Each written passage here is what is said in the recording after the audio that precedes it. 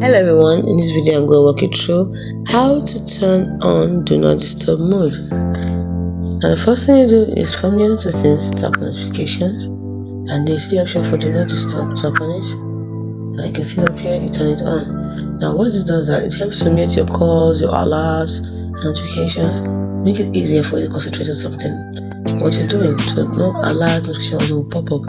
Now you can also decide to schedule it here.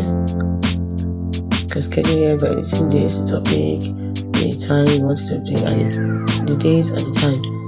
So you can do that.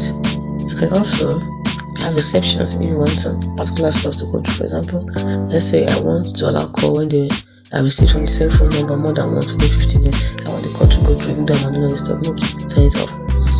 I'll turn it on.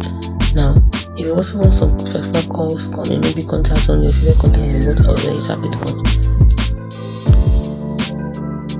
You can also do the same for messages. Choose which one you want to call me, conversations, to exceptions.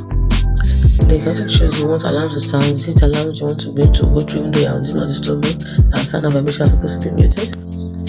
So you can choose the one you want to come to still make sound. Then you have apps. You can also add an app so that the calls, messages, and conversations will be able to go through even though you're on do not disturb mode for that particular app.